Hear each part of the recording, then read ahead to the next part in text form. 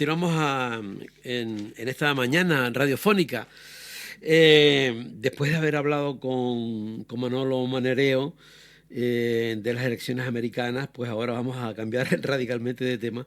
Y yo antes, cuando me presentaba el programa, les quería comentar, o les comenté, que íbamos a darle un recuerdo a dos púgiles, en este caso de Tenerife, que marcaron una época increíble. Yo no digo que todavía que el boxeo no tenga fuerza, porque tiene fuerza, pero en aquella época era, bueno, ahora lo comentaremos con nuestro siguiente invitado, era brutal, ¿no?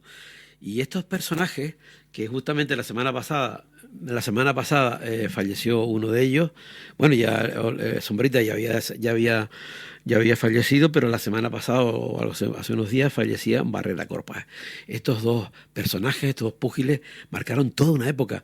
Y Salvador García, que es nuestro siguiente invitado, que es periodista, había escrito un artículo muy interesante en ese recuerdo, y ese recuerdo queríamos también, o quiero traerlo al Rompeolas para recordarle a mucha gente que los recordará a ellos, y otros que no lo conocen, pues darlos a conocer. Salvador, muy buenos días. Hola, salud, buenos días. Salud, ¿qué tal? Buenos días. Segundo afuera, ¿no? Como se dice en el... Ese era un grito, bueno, una expresión, por decirlo correctamente, una expresión reglamentaria, y que significaba el final del tiempo de descanso que tenían entre asalto y asalto cada púgil para poder reponerse en el rincón, sí, con sus masajistas, sus entrenadores. Sí, sí. Qué curioso, ¿no? ¿Por qué sería segundo fuera? No decían, ¿no? O sea, es curioso, no, segundos, ¿no? Con la expresión segundos, lo que querían era agrupar, ¿no?, a todos los que podían estar en el rincón, es decir, masajistas, entrenadores, auxiliares, lo que fuese, ¿no? Sí. Y fuera significaba, se acabó su concurso, ¿no?, en aquel momento. Sí, sí. Y era una expresión, era más imperativa, ¿no? Se solía escribir segundo fuera con signos de admiración, sí. Ah, vale. Salvador, comentaba yo que en aquella época el boxeo figuraba, era increíble de la potencia que tenía, no solamente aquí, a nivel nacional también. A nivel nacional también, sí, fue un deporte muy popular, alimentada esa popularidad por el surgimiento de figuras, y sobre todo por el estado de necesidad, ¿no?, de muchos de los que se dedicaban a esa disciplina, ¿no? Y en Tenerife se palpó eso, pues con las figuras que podemos recordar y que están en la memoria de todos, ¿no? Desde Juan Albornoz Sombrita hasta Domingo Barrera Corpas, que ya ha nombrado, sí. Ramón García Marichal, otra etapa más tardía, en fin, y sobre todo eso despertó, había una gran afición, como lo has dicho, ¿no? El boxeo era prácticamente el tercer deporte, fútbol, baloncesto,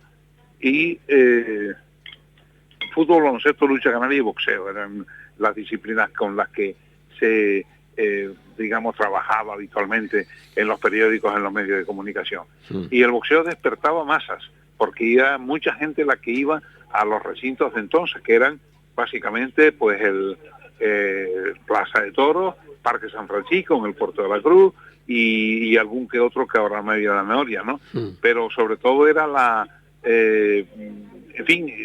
que despertaba el pugilato entre dos personas, entre dos deportistas que se pegaban y que puntuaban o noqueaban. Esa era la suerte final. Claro. ¿Fueron aprovechados de alguna manera por el régimen también? En el sentido de sí, coger aquellas figuras de alguna manera que los engullía, digamos, el poder establecido. Sí, de alguna manera al poder le interesaba eso, ¿no? Entonces, alimentar sobre todo los mitos, y los mitos venían muchas veces fraguados o forjados por la propia afición que los encumbraba, no digamos el influjo mediático también, ¿no? Y eso pues hacía crecer la idolatría, es el término que había que emplear. Se convertía en ídolos personas, boxeadores o púgiles o deportistas que figuraban, que de no figurar ahí en un campeonato europeo, un campeonato de España, pues difícilmente hubieran alcanzado otras metas y hubieran sido populares por otras vías, ¿no? ¿Y por qué crees tú que...? Porque realmente empezamos a pensar ahora esas figuras, ¿no?, que comentaste antes, Miguel Velázquez también, o sea, lo que llegó Miguel Velázquez. ¿Por qué surgía, qué cantera, por qué existía eso? O sea, tanto campeón en tan poco espacio, digamos. Yo creo que antes dije una de las causas, ¿no? El estado de necesidad, gente que se quería buscar la vida y que la encontraba en un gimnasio y que la encontraba pues golpeando a otra persona y encumbrándose poco a poco con cierto apoyo mediático, ¿no? En aquella época la prueba es que cuando desaparecieron las figuras, el boxeo, al menos aquí en Tenerife, decayó, declinó por completo. Y entonces fue una crisis de figuras, una crisis de valores individuales que fue repercutiendo poco a poco. Aparte, otra circunstancia que hay que consignar es que hubo algunos accidentes mortales, incluso en combates, en peleas, que también hicieron mella, ¿no?, que también mermaron la credibilidad y la fe de mucha gente que veía en el deporte boxístico mucha, digamos, veían una especie de circunstancia negativa, ¿no? No digamos el run run, que no era tal, que era una realidad que había en torno al boxeo. Me refiero el término mafioso, ¿no? El término deporte de sucio, ¿no? De gente que influía negativamente y que se compraban o se amañaban combates. Todo eso contribuyó a esta crisis de la que hablamos y que en Tenerife prácticamente hizo que el boxeo como tal, no digo desapareciera, porque aún hay algunas peleas y aún hay, por lo menos en categoría amateur, siempre hay un interés que anima a muchos chicos a boxear y a defender su propio pugilato, ¿no? El otro día estaba en Candelaria y vi, bueno, una calle dedicada a Domingo Barrera Corpas. Sí, correcto. Y otra también en Santa Cruz, o la parte de ahí cerca del hospital de la Candelaria, para Juan Albornoz Sombrita, ¿no? La verdad es que... también hay otra plaza en Santa Cruz que lleva el nombre de Miguel Velázquez. El de Miguel Velázquez. Que fue campeón mundial. Exactamente. ¿Dónde está la de Miguel Velázquez, sabes? En el Corte Inglés. Vale. En la avenida 3 de Mayo, se accede ahí y también por la otra calle, la paralela. Qué bien, sí. Nada, que eso, que llegué, fue precisamente también leyendo la calle y pensando, ¿no? Digo, qué bien el que muchas veces, y la inmensa mayoría de las veces, tenemos la calle y no sabemos ni de quién son ni qué representó, ¿no? Date cuenta que las tres personas que hemos nombrado, en este orden, ¿no? Sombrita, Velázquez, Barrera Corpas, fueron campeones de verdad, fueron púgiles muy destacados que marcaron toda una época y que además tenían lo que estamos hablando hace un instante, tenían la popularidad, el respaldo de una afición que se identificaba mucho con ellos, ¿no? Sombrita, lo que yo recuerdo, era verdaderamente adorado. Ya la época más reciente de Velázquez y de Barrera, en otra escala, porque eran más populares, eran más cercanos y tenían además el apoyo mediático. Quiero decir en ese sentido que algunas de las glosas de esta figura han sido escritas por una de las plumas más brillantes del periodismo tinerfeño, ¿no?, que es Antonio Salgado Pérez. Ansalpe, que ese era su seudónimo, escribió y narró algunas de las peleas más importantes que estos púgiles pudieron, digamos, protagonizar. Y ese, digamos, suplemento mediático contribuye también a mantener viva la llama del interés por el pugilismo, ¿no? De no haber sido por ellos, en este caso por Antonio Salgado, pues difícilmente hubieran llegado. El último de todos es Ramón García Marichal. Antonio Salgado, no sé si llegó a escribir también acerca de la lucha canaria, creo que sí, ¿no? Me suena a mí, no sé. ¿Quién, Salgado?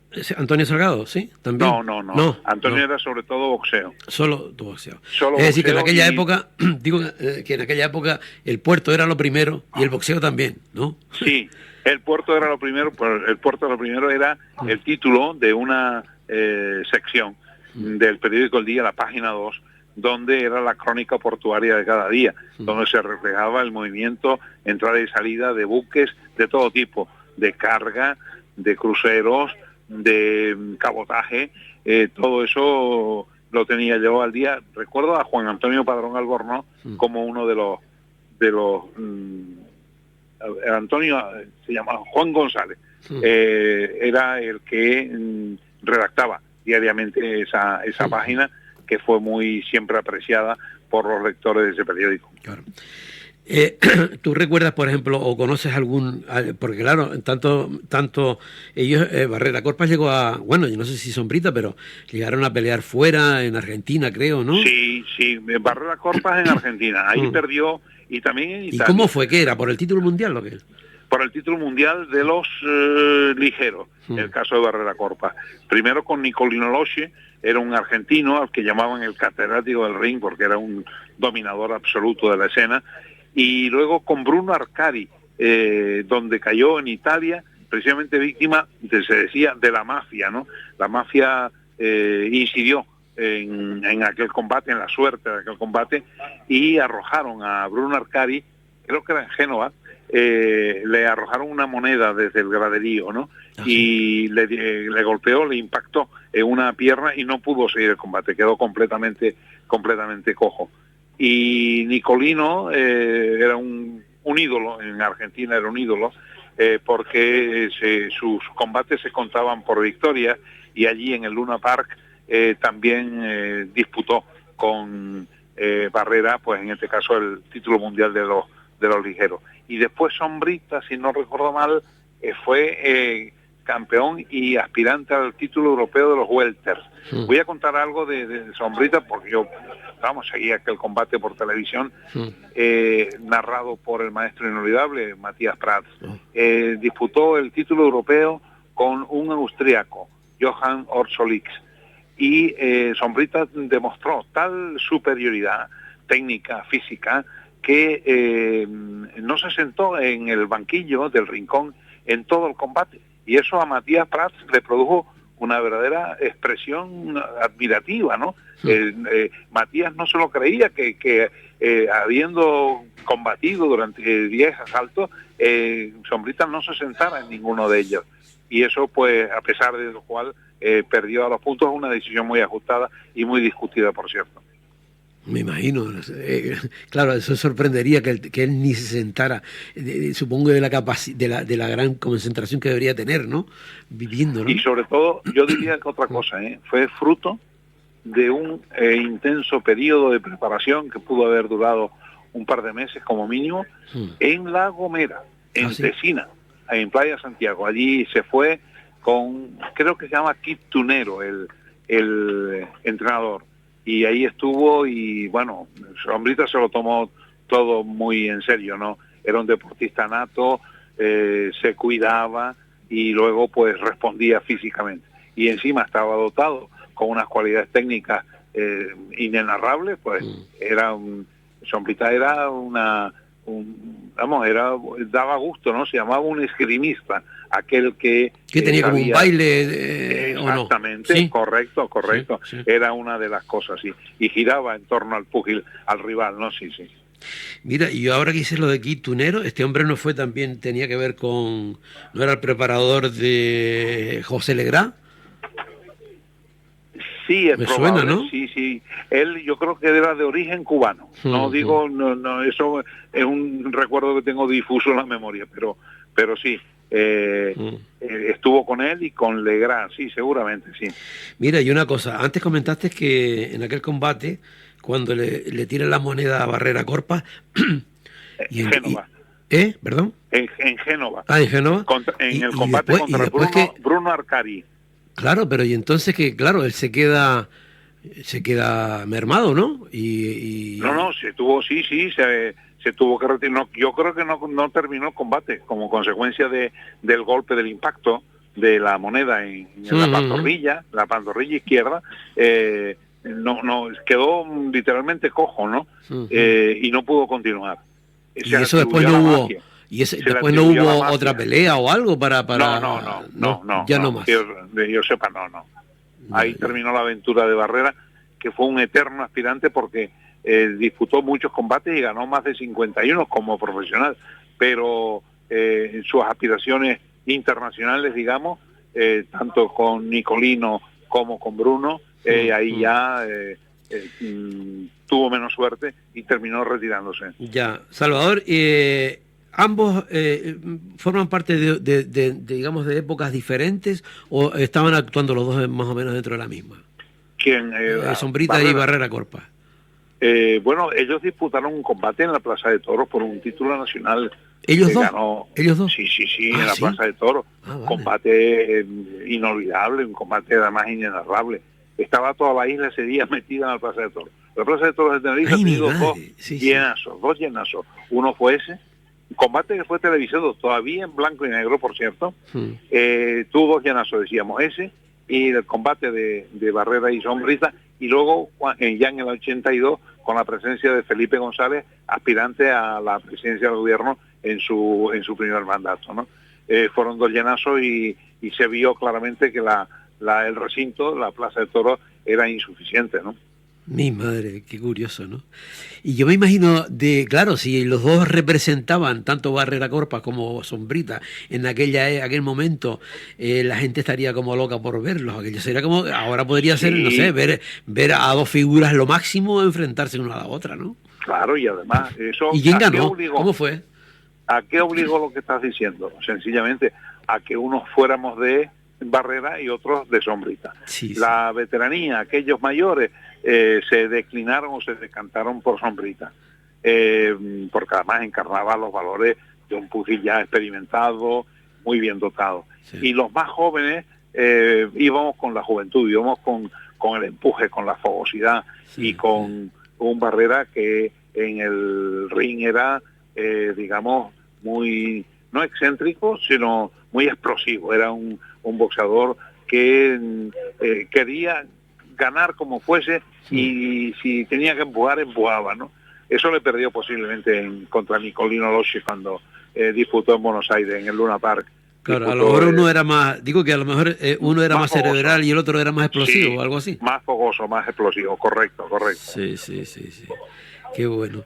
Oye, Salvador, pues me encanta haberle dado por lo menos un ratito, ¿no? Sí, hombre, encantado. De haber conocido un poquito más el tema de Barrera Corpa y de Sombrita. Sombrita porque tenía como una mancha en la cara, ¿no? ¿no? Efectivamente, tenía una mancha y esa era la señal que le distinguía. Sombrita fue estibador, trabajó en el puerto de Santa Cruz de Tenerife, era muy apreciado porque era muy buena persona. Sí. Antonio Salgado escribió de él una glosa inolvidable que debe estar publicada en los periódicos de entonces, y sobre todo era un deportista, la capacidad con la que encajaba los reveses y volvía otra vez a entrenar al día siguiente de un combate, se ponía a entrenar y eso le distinguió físicamente, ¿no? Encima le añade esas dotes técnicas que hemos hablado, esas cualidades, pues no cabe duda que estábamos un deportista nato, ¿no? Claro. Y tú, aunque no tenga nada que ver, pero bueno, en fin, lo importante es todo lo que se dijo. Pero en aquel combate, ¿tú recuerdas quién ganó de los dos? Ganó Sombrita. Ganó Sombrita. Sí. Ah, vale. Ganó Sombrita. Fue un combate televisado. Con lo cual todavía tienes el dolor tú, ¿no? Bueno, tú estás con Barrera, ¿no? Yo en aquella época era barrerista. Sí. Pero fue inolvidable, ¿no? Sobre todo por el ambiente. Aquel lleno espectacular y encima verlo por televisión. Lo estás viendo ahora, lo estás recordando, lo estás viendo ahora, ¿no? Sí, todavía en blanco y negro. Pensar que todo eso ha desaparecido, que el boxeo ya profesional al menos ya no existe, pues uno nos hacemos la idea de cómo cambian los tiempos. También el boxeo se vio, digamos, perjudicado por las muertes o por los accidentes en el ring de algunos púgiles en algunos combates. Un senador tinerfeño Alberto de Armas, formó parte de una comisión que en el Senado trabajó sobre la violencia en el boxeo, ¿no? Y luego Alberto dejó testimonio en Radio Popular de eso en mi época. Alberto era partidario de no prolongar los combates y sobre todo de proteger más y mejor a los púgiles, ¿no? Con medidas protectoras, casco, reducción del tiempo en los asaltos, algo que no hiciera tan violento y pusiera tan en riesgo la integridad física de los púgiles, ¿no? Qué bien, qué bien. Bueno, pues vamos a finalizar la entrevista con las calles, ¿no? Te hablábamos ahora cuando nombraste a Alberto de Armas, también tiene su calle, con lo cual, de los tres que hemos hablado, hay 3 calles dedicadas a ellos. Importante, bueno, ¿no? Señal de que su nombre y su sello personal en vida quedó bien grabado, sí. Exactamente. Pues nada, Salvador, muchísimas gracias por haber estado una vez más en el Rompeolas, ¿vale? Encantado. Saludos. Chao, saludos. Hasta luego. Chao, buenos días, chao. Bueno, pues nos vemos con otra perrita musical, en este caso